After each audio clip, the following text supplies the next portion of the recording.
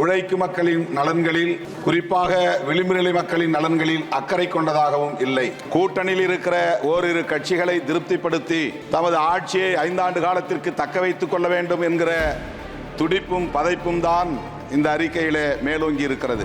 இது ஒரு ஓரவஞ்சனை budget. India கூட்டணியில் இடம்பெற்றுள்ள கட்சிகளின் மாநில அரசுகளை புறக்கணிக்கக்கூடிய வகையில் இந்த பட்ஜெட் தயாரிக்கப்பட்டுள்ளது. திருமதி செல்வி மம்தா பானர்ஜி அவர்கள் அந்த நிதி ஆயோக் கூட்டத்திலே பங்கேற்றார். அவரையும் அவமதித்திருக்கிறார்கள்.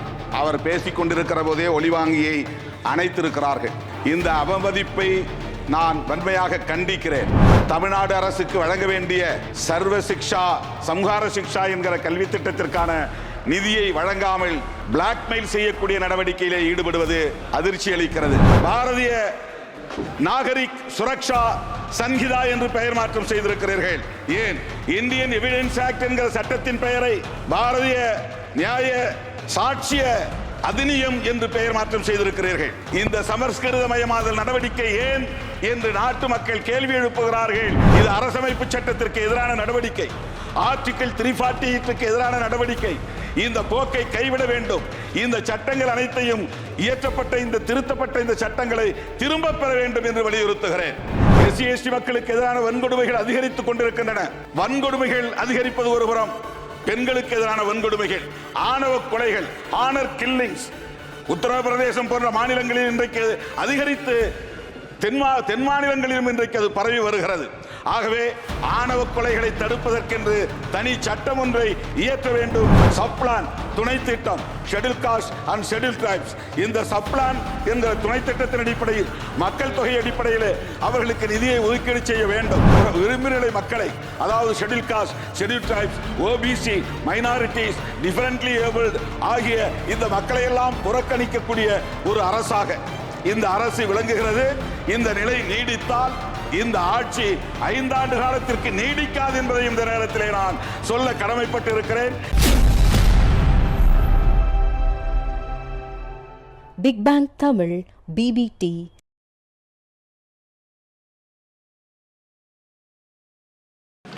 ஸ்ரீ தோல் திருமாவல்லவன்.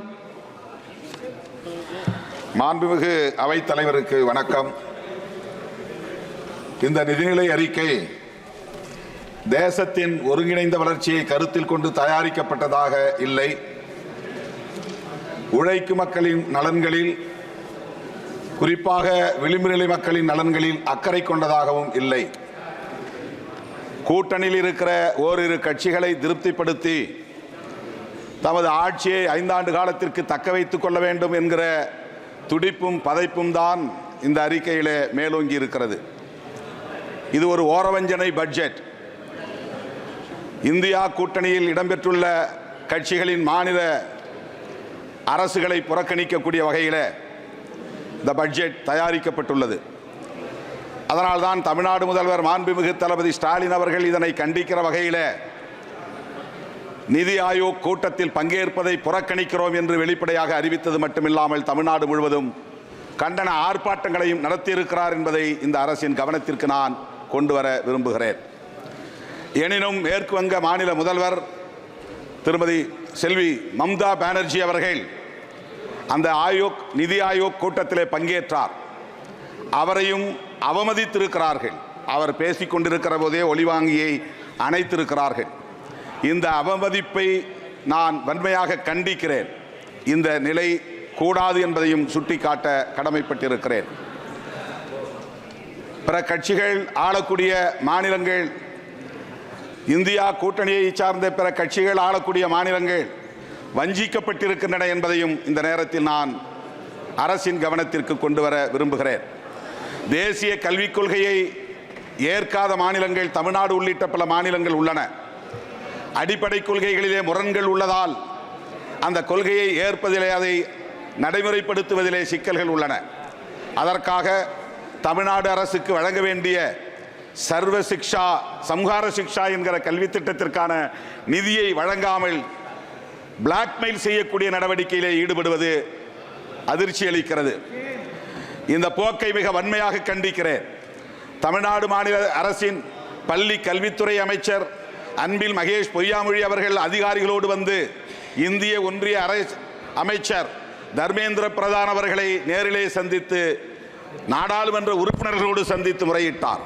அப்போதும் அவர் என்ன வலியுறுத்தினார் என்றால், நீங்கள் தேசிய கல்விக் கொள்கையை நடைமுறைப்படுத்துவோம் என்று எழுத்துப்பூர்வமாக கையெழுத்திட்டு தாருங்கள், நாங்கள் நிதியை வழங்குகிறோம் என்று சொல்லுகிறார். இது ஒரு பிளாக்மெயில் நடவடிக்கை என்று இந்த நேரத்தில் நான் சுட்டிக்காட்டி வன்மையாக கண்டிக்கிறேன். உடனடியாக அந்த நிதியை வழங்க வேண்டும் என்றும் நான் வலியுறுத்துகிறேன். மாண்புமிகு அவைத்தலைவர் அவர்களே, விவசாயிகளுக்கு இந்த நிதிநிலை அறிக்கை மிகப்பெரிய ஏமாற்றத்தை தந்திருக்கிறது. குறைந்தபட்ச ஆதரவு விலை சட்டம் இயற்ற வேண்டும் என்பதுதான் அவர்களின் மிக முக்கியமான கோரிக்கை. ஆனால் அதை இந்த அரசு பொருட்படுத்துவதாக தெரியவில்லை. உரமானியம், உணவு மானியம் போன்றவற்றில் கை வைத்திருக்கிறது. இதனால் விவசாயிகள் நாடு தழுவிய அளவிலே மிகவும் அதிர்ச்சி அடைந்திருக்கிறார்கள். 100 நாள் வேலை திட்டத்திற்கு நிதி உயர்த்தப்படவில்லை. கடந்த நிதியாண்டுகளில் வழங்கியதைப் போல இந்த ஆண்டும் ஒதுக்கப்பட்டிருக்கிறது. கல்வித்துறைக்கு போதுமான நிதி ஒதுக்கீடு செய்யப்படவில்லை.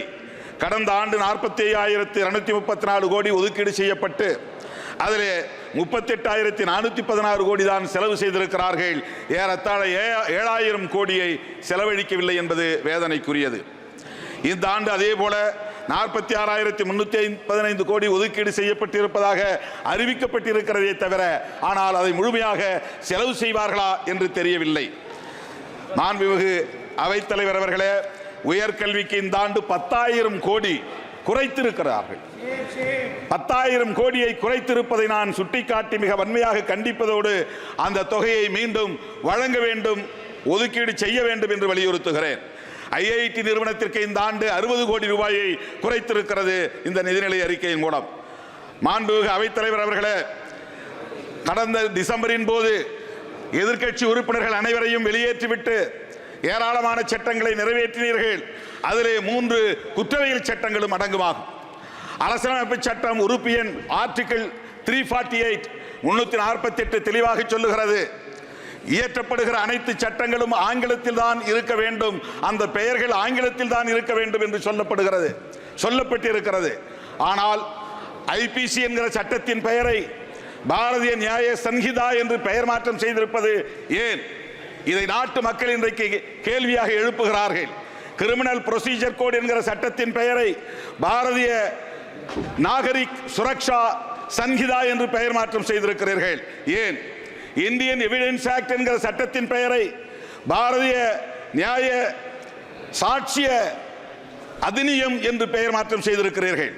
இந்த சமஸ்கிருதமயமாதல் நடவடிக்கை ஏன் என்று நாட்டு மக்கள் கேள்வி எழுப்புகிறார்கள்.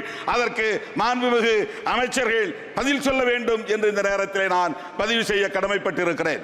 இது அரசமைப்பு சட்டத்திற்கு எதிரான நடவடிக்கை, ஆர்டிகிள் 348 எதிரான நடவடிக்கை. இந்த போக்கை கைவிட வேண்டும். இந்த சட்டங்கள் அனைத்தையும் இயற்றப்பட்ட இந்த திருத்தப்பட்ட இந்த சட்டங்களை திரும்ப பெற வேண்டும் என்று வலியுறுத்துகிறேன். கடந்த 26ஆம் தேதியும் இன்றைக்கு 29ஆம் தேதியும் தமிழ்நாட்டை சார்ந்த பல்லாயிரக்கணக்கான வழக்கறிஞர்கள் வந்து போராட்டம் நடத்தியிருக்கிறார்கள். இந்த சட்டத்தை திரும்ப பெற வேண்டும் என்று வலியுறுத்தி இருக்கிறார்கள். நானும் இந்த அவையிலே வலியுறுத்த கடமைப்பட்டிருக்கிறேன். இந்த 3 குற்றவியல் சட்டங்களையும் திரும்ப பெற வேண்டும், பழைய சட்டங்களையே நடைமுறைக்கு கொண்டு வர வேண்டும் என்று நான் வலியுறுத்துகிறேன். மாண்புமிகு அவைத்தலைவர் அவர்களே, சோசியல் ஜஸ்டிஸ் அண்ட் எம்பவர்மெண்ட் என்ற ஒரு தனி அமைச்சகம் இருக்கிறது. அதில் ஏறத்தாழ 80% மக்களுக்கான பிரச்சனைகளை கவனிக்கிற துறை அது. அந்த துறையை பிரிக்க வேண்டும். தமிழ்நாட்டிலே ஆதிதிராவிட பழங்குடியினருக்கு தனி அமைச்சகம் உண்டு, சிறுபான்மை மக்களுக்கு என்று தனி அமைச்சகம் உண்டு. அதே போல இந்திய ஒன்றிய அரசும் ஆதிதிராவிட schedule caste and schedule tribes தனித்தனியாக இன்றைக்கு கமிஷன் வைத்திருக்கிறார்கள். Schedule caste commission, schedule tribes commission. எனவே அமைச்சகத்தையும் மினிஸ்ட்ரியும் தனியே ஷெட்யூல் காஸ்ட் அமைச்சகத்தை உருவாக்க வேண்டும், ஷெட்யூல் ட்ரைப்ஸ் என்கிற அந்த பிரிவினருக்கு தனி அமைச்சகத்தை உருவாக்க வேண்டும், மாற்றுத்திறனாளிகளுக்கு தனி அமைச்சகத்தை உருவாக்க வேண்டும், சிறுபான்மை சமூகத்தினருக்கும் தனி அமைச்சகத்தை உருவாக்க வேண்டும் என்று இந்த நேரத்தில் நான் வேண்டுகோள் விடுக்கிறேன். நாடு முழுக்க SC/ST மக்களுக்கு எதிரான வன்கொடுமைகள் அதிகரித்துக் கொண்டிருக்கின்றன. வன்கொடுமைகள் அதிகரிப்பது ஒருபுறம், பெண்களுக்கு எதிரான வன்கொடுமைகள், ஆணவ கொலைகள், ஆனர் கில்லிங்ஸ் உத்தரப்பிரதேசம் போன்ற மாநிலங்களில் இன்றைக்கு அதிகரித்து தென் மாநிலங்களிலும் இன்றைக்கு அது பரவி வருகிறது. ஆகவே ஆணவ கொலைகளை தடுப்பதற்கென்று தனி சட்டம் ஒன்றை இயற்ற வேண்டும் என்று இந்த நேரத்தில் நான் வேண்டுகோள் விடுக்கிறேன். போஸ்ட் மெட்ரிக் ஸ்காலர்ஷிப் இது மிக முக்கியமான ஒரு கோரிக்கை. 2018ஆம் ஆண்டு ஒரு திட்டத்தை கொண்டு வந்து 2018 இதை நிறுத்த வேண்டும் என்று திட்டமிட்டார்கள். விடுதலை சிறுத்தைகள் உடனடியாக இதை தலையிட்டோம்.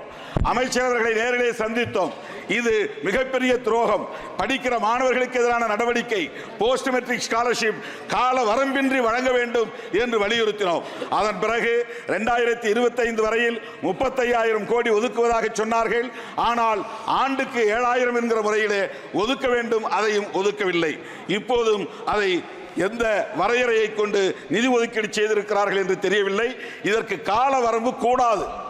காலம் முழுவதும் தலைமுறையாக மாணவர்கள் படிக்கிற நிலையிலே அவர்களுக்கு போஸ்ட் மெட்ரிக் ஸ்காலர்ஷிப்பில் எந்த காலவரம்பும் கூடாது, அவர்களுக்கு அதை வழங்க வேண்டும் என்று நான் வலியுறுத்த கடமைப்பட்டிருக்கிறேன். சப்ளான் துணை திட்டம், schedule caste and schedule tribes, இந்த சப்ளான் என்கிற துணை திட்டத்தின் அடிப்படையில் மக்கள் தொகை அடிப்படையில் அவர்களுக்கு நிதியை ஒதுக்கீடு செய்ய வேண்டும். 15% மக்கள் தொகை எஸ்சி மக்களுக்கான மக்கள் தொகை அகில இந்திய அளவில். அப்படி பார்த்தால் 48,20,000 கோடி செலவை காட்டுகிற இந்த நிதிநிலை அறிக்கை, அதன்படி பார்த்தால் 2 லட்சம் கோடிக்கு மட்டுமே இப்போது ஒதுக்கீடு செய்திருக்கிறார்கள். ஆனால் அந்த ப்ரொபோர்ஷனேட் சதவிகித அடிப்படையில் 7 லட்சத்திற்கு மேலாக ஒதுக்கீடு செய்ய வேண்டும். அவ்வாறு ஒதுக்கீடு செய்யவில்லை. ஆகவே இதை மறுபரிசீலனை செய்ய வேண்டும். ப்ரொபோர்ஷனேட் அடிப்படையில் அவர்களுக்கு எஸ்சி மக்களுக்கு மட்டுமல்ல எஸ்டி மைனாரிட்டிஸ் நிதி ஒதுக்கீடு செய்ய வேண்டும் என்பதை இந்த நேரத்தில் நான் வலியுறுத்த கடமைப்பட்டிருக்கிறேன். நம்முடைய எதிர்க்கட்சி தலைவர் ராகுல் காந்தி அவர்கள் குறிப்பிட்டதை போல விளிம்புநிலை மக்களை, அதாவது schedule caste, schedule tribes, OBC, minorities, differently abled ஆகிய இந்த மக்களை எல்லாம் புறக்கணிக்கக்கூடிய ஒரு அரசாக இந்த அரசு விளங்குகிறது. இந்த நிலை நீடித்தால் இந்த ஆட்சி 5 ஆண்டு காலத்திற்கு நீடிக்காது என்பதை இந்த நேரத்திலே நான் சொல்ல கடமைப்பட்டிருக்கிறேன், எச்சரிக்க கடமைப்பட்டிருக்கிறேன். கூட்டணி கட்சிகளை திருப்திப்படுத்தினால் மட்டும் போதாது, உழைக்கும் மக்களின் நலன்களில் அக்கறை. Big bang Tamil BBT